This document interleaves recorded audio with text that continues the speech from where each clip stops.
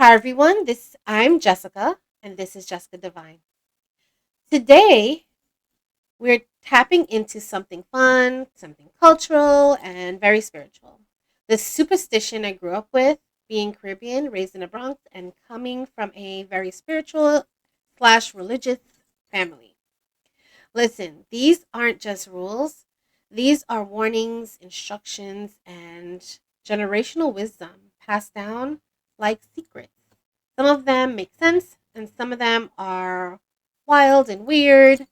So today, I'm breaking down the superstitions I grew up with, what they mean, and why our elders believed in them. Let's get into it. Money and prosperity. Don't put your bag on the floor. Your money will run away. That is the meaning. Or you will invite things into your financial life. But putting money on the floor is not a good thing. Some people believe that the floor is a lower energy. So we keep our bags elevated and protecting our prosperity from negativity. Putting your bags on the floor will remove your blessings. And you don't want that to happen. So we need our blessings to come towards us. So we keep our bags elevated and not on the floor. If you drop money, someone needs. It could be money, it could be food, it could be your item. But if you notice yourself constantly dropping money, constantly dropping something over and over again, it typically means that someone wants it or someone needs it. And maybe it's someone within your vicinity or at close proximity might need help. Sometimes it's money. A lot of people say, "Oh, you keep dropping your money, keep dropping your money."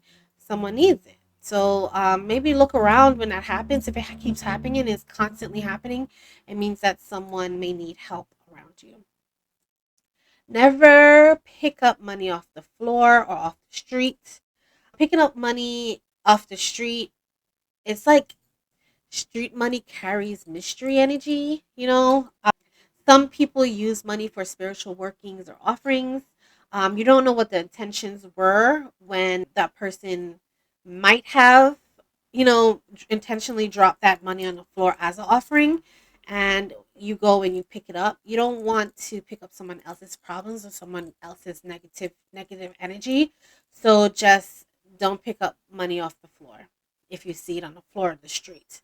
Pennies around the home, on the floor in your home.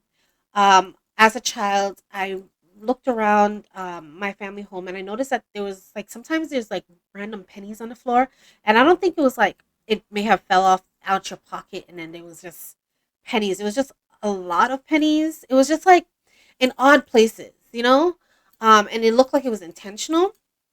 And I later on I learned because I've asked why I dropped pennies on the floor, and I was told it was because of good luck.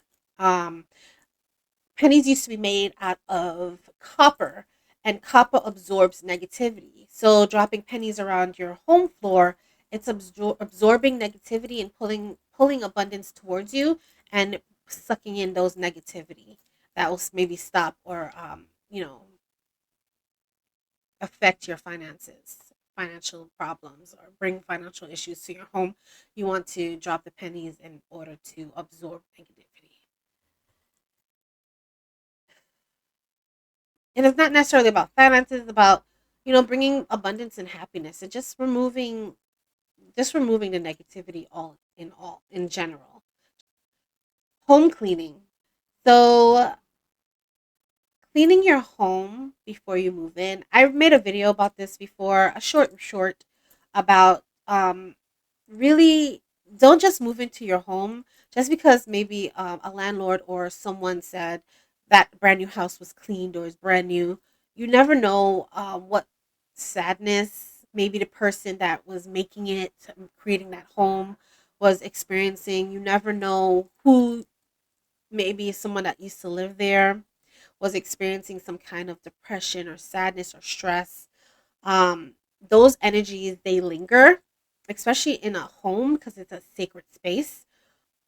And before you move into a home, an apartment, an office, a classroom, something that you're going to be constantly in, is best to clean it yourself, because it's you putting in your energy into that new space and making it yours. You don't want to be sitting in somebody else's residue. You know what I mean? Like, no, we don't want to do that. So, before you move into your home, before you move into your apartment, before you move into your dorm room, office space, maybe you're a teacher, before you move into your new classroom, you definitely clean and cleanse out that space to remove that, the residue of others, the old people, the old energy from that space. No street shoes in the house. As I still do this, if this will be forever my rule, do not bring your street shoes in my house. I Even when people come in to do work, like a plumber would come in to do some work, I'll tell them, please take off your shoes, because I don't know, you don't know what people walked into. You don't know where they were last.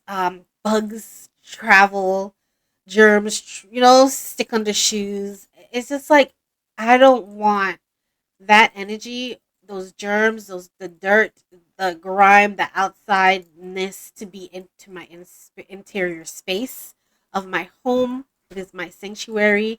It is where I rest and I relax and I sleep and I eat, and I don't want anyone coming into my house with shoes.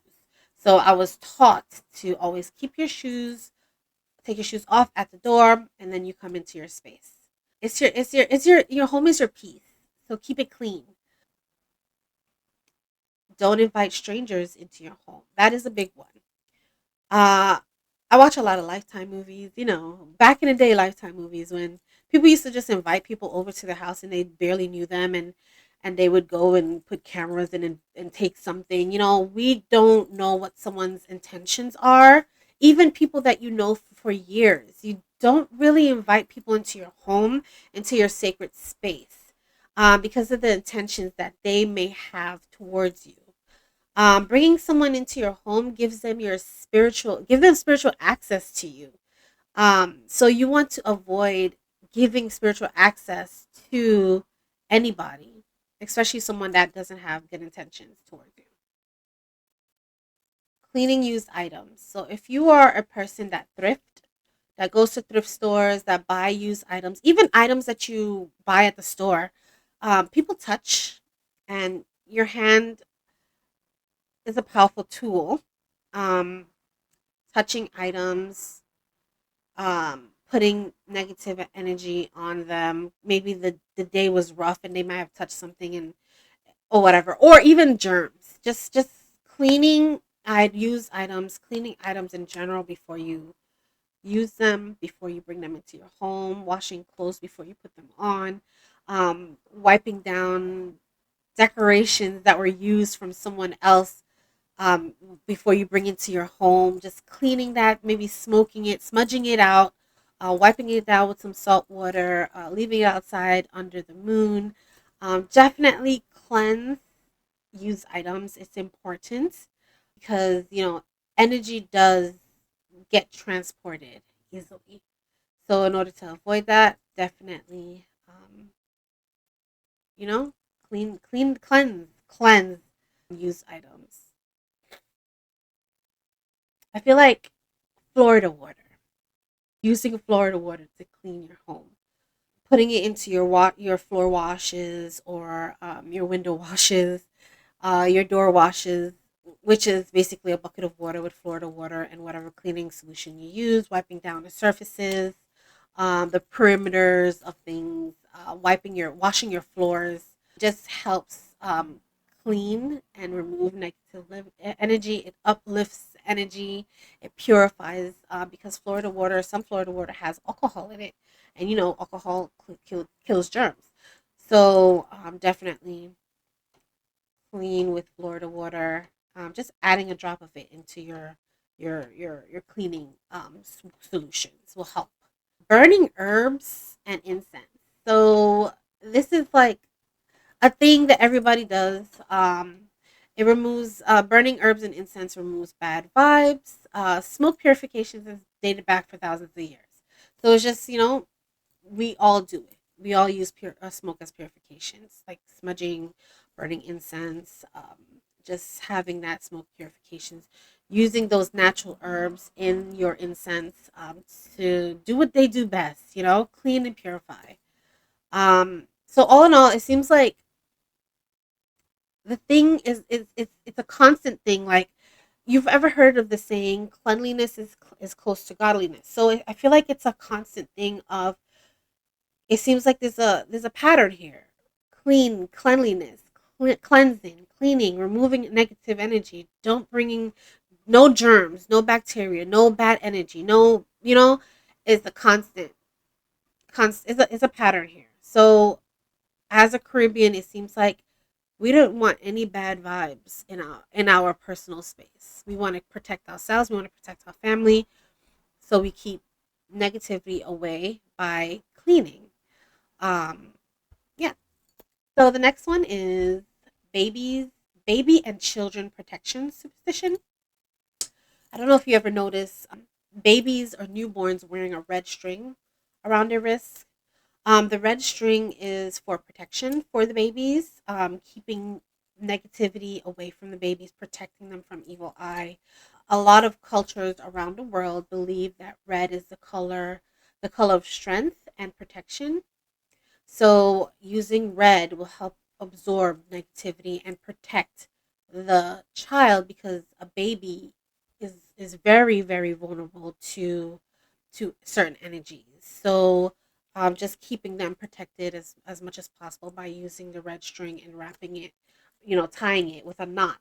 So they'll use the string and tie with a knot around their wrists. It's not tight, it's just, a little string. Bluing on baby's feet. Adding bluing on baby's feet. Putting bluing on the bottom of the baby's foot. Bluing is a natural herb that people use to whiten clothes. Natural. Originally, it came from a plant. That plant is like a purifier. It cleanses and it removes germs and bacteria. So adding that bluing will help. Was said to remove negativity, remove negative energy, remove negative spirits from the baby, and protecting that baby. So bluing was used for baby bath washes, and or people. You can use it yourself to take baths to cleanse yourself and your body from negative spirits and negative energy. Nighttime and nature's superstitions. Never whistle at night. My mom was like, never whistle at night, never whistle in my house. Whistling at night and whistling in general was said to call spirits. So if you're whistling, you're calling spirits, you're attracting them, you're bringing them, you're inviting them. Especially at nighttime, the sound after dark is a welcoming, like certain welcoming certain energies, because they're listening more at nighttime, because they're more awake at nighttime. So they're like, hey, who's calling? I want to see. I'm gonna go check it out. So don't whistle at nighttime, and don't whistle in your home, because you don't want to invite spirits in. Don't wash your hair during a thunderstorm. So my mom always like, never wash your hair during a thunderstorm. She always like, don't do it. It's too late. It's too late. It's raining. Don't. So I asked her why one time, and she said, because the lightning, the water, it acts like a portal, a spiritual portal, an active spiritual portal. Next one is never swim at night. Never swim at night on the island. We believe in water spirits. Some people, not everyone, but some people believe in water spirits. They believe in mermaids. Is like mermaid myths in every island, I believe. It's spiritually dangerous to swim at night. Water spirits are believed to be very active at night, so you would stay away from the water. Water meaning the ocean and the lakes and the ponds. Just do not go swimming at nighttime, because if you do, you might not be found again, or return. All right, just another one that is kind of a superstition, but I feel like it works. Is putting a glass of water next to your bedside. So this one is more like a dream energy superstition. So putting water, a glass of water, not no plastic, not no bottle, a glass of water next to your bedside. It helps absorb negative energy while you sleep, so it keeps bad dreams away and it keeps attacks away. So I think I made a video about this. I think maybe last year about the why and what water symbolizes and what it does while you sleep. If you put it next to your bedside, what you have to do after you put that during your on your bedside. After you sleep, you wake up and then you dump out that water, and it just removes negativity. It removes the negativity from the day. It removes the negativity while you sleep. It removes bad dreams from your dreams. It's just like a great tool. I feel like it really really works. So I don't know. You guys try it one day and let me know. Put it under the comments if it's worked, or if you've tried it, or if you've heard of it, or heard of doing it in the past. Graveyard superstition. Never point at a graveyard. I was told never to point at a cemetery, a graveyard, anywhere where there's the dead is there resting. The reason why you don't point at a graveyard is because you're drawing attention to the dead. You draw attention from the dead. Pointing is a direct energetic signal.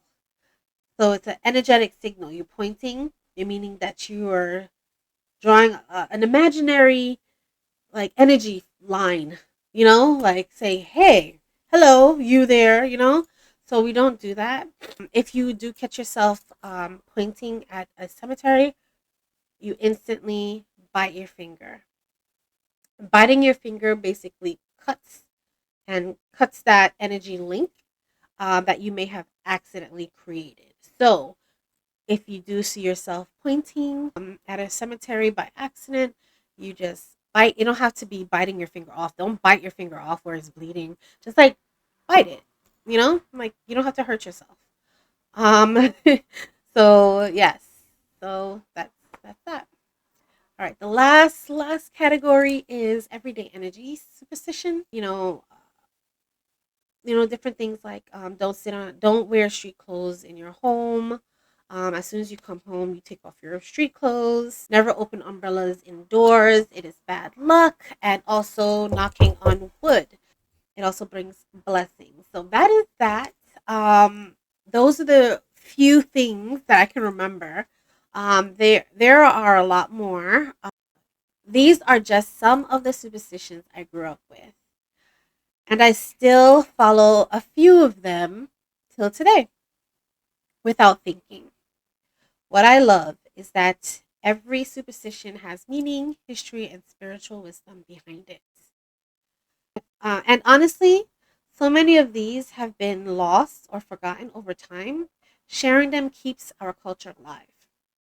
Let me know which ones you grew up with and which ones that I have not mentioned you may have grew up with as well, and which ones you still follow today. I love you all and stay blessed, and I'll see you guys next time.